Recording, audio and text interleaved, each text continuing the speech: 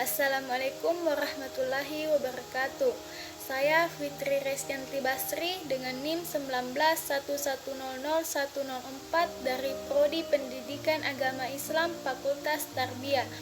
Di video kali ini saya akan mempresentasikan tentang praktis strategi PAIKEMI, yaitu pembelajaran aktif, inovatif, kreatif, efektif, menyenangkan, dan islami. Praktis strategi PAIKEMI. Berikut ini akan disajikan beberapa metode dan strategi pembelajaran PAIKEM sebagai alternatif yang dapat digunakan oleh guru untuk dapat mengaktifkan siswa. Aplikasi tersebut dapat disimak dalam deskripsi prosedur dan langkah-langkah sebagai berikut. Bagian A. Setiap orang adalah guru. Strategi ini sangat tepat untuk mendapatkan partisipasi kelas secara keseluruhan dan secara individual. Langkah-langkahnya yaitu 1. Bagikan secari kertas kepada seluruh siswa. Setiap siswa diminta untuk menuliskan satu pertanyaan tentang materi tersebut. 2. Kumpulkan kertas. Acak kertas tersebut kemudian bagikan kepada setiap siswa. 3. Minta mereka untuk membaca dalam hati pertanyaan dalam kertas tersebut, kemudian memikirkan jawabannya. 4. Minta siswa secara sukarela untuk membacakan pertanyaan tersebut dan menjawabnya. 5. Setelah jawaban diberikan, mintalah siswa lainnya untuk menambahkan. 6. Lanjutkan dengan sukarelawan berikutnya. B. Debat aktif. Debat dapat menjadi suatu model pembelajaran yang dapat mendorong pemikiran dan perenungan, terutama kalau siswa diharapkan mampu mempertahankan pendapat yang bertentangan dengan keyakinan mereka sendiri. Langkah-langkahnya yaitu 1. Kembangkan sebuah pertanyaan yang kontroversial yang berkaitan dengan materi pembelajaran. 2. Bagi kelas ke dalam 2 tim. Mintalah satu kelompok berperan sebagai pendukung atau kelompok yang pro, dan kelompok lainnya menjadi penantang atau kontra. 3. Berikutnya buat 2-4 subkelompok dalam masing-masing kelompok debat. 4. Siapkan beberapa kursi para juru bicara pada kelompok pro dan kontra. 5. Setelah mendengarkan argumen pembuka, hentikan debat dan kembali ke sub kelompok. 6. Lanjutkan kembali debat. Juru bicara yang saling berhadapan diminta untuk memberi argumen penentang. 7. Pada saat yang tepat akhiri debat. Minta siswa untuk mengidentifikasi argumen yang paling baik menurut mereka. Bagian C yaitu sortir kartu.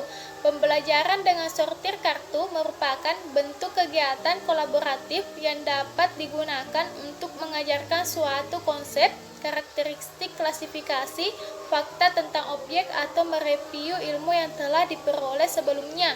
Gerakan fisik yang dominan dalam strategi ini dapat meminimalisir kelas yang kelelahan. Langkah-langkahnya yaitu 1. Setiap siswa diberi potongan kertas yang berisi informasi atau contoh yang tercakup dalam satu atau lebih kategori. 2. Mintalah siswa untuk bergerak dan berkeliling di dalam kelas untuk menemukan kartu dengan kategori yang sama. Kita dapat mengumumkan kategori tersebut sebelumnya atau membiarkan siswa menemukan sendiri. 3. Siswa dengan kategori yang sama diminta mempresentasikan kategori masing-masing di depan kelas. 4. Seiring dengan presentasi dari tiap-tiap kategori tersebut, berikan poin-poin penting terkait dengan materi yang sedang dipelajari. Bagian D yaitu pengalaman penting. Metode ini digunakan untuk memulai pembelajaran. Tujuan dari penggunaan strategi ini adalah untuk melibatkan siswa sejak awal dengan melihat pengalaman mereka. Langkah-langkahnya yaitu 1. Sampaikan kepada siswa topik atau materi yang akan dipelajari. 2.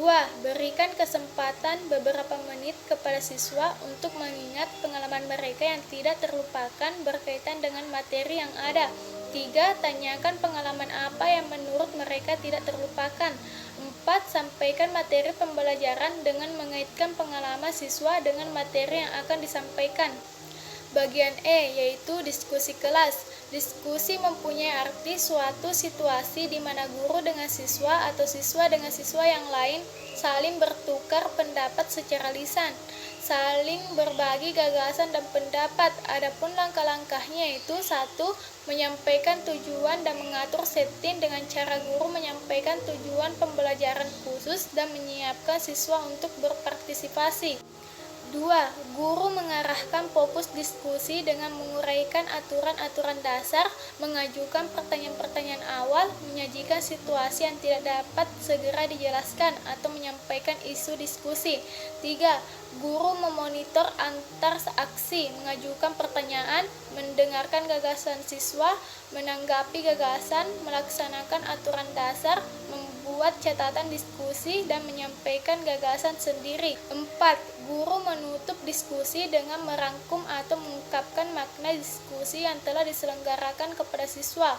5. Guru melakukan tanya jawab singkat tentang proses diskusi itu dan menyuruh para siswa untuk memeriksa proses diskusi. Itulah yang sempat saya presentasikan. Lebih dan kurangnya mohon dimaafkan. Wabillahi taufik wal hidayah. Wassalamualaikum warahmatullahi wabarakatuh.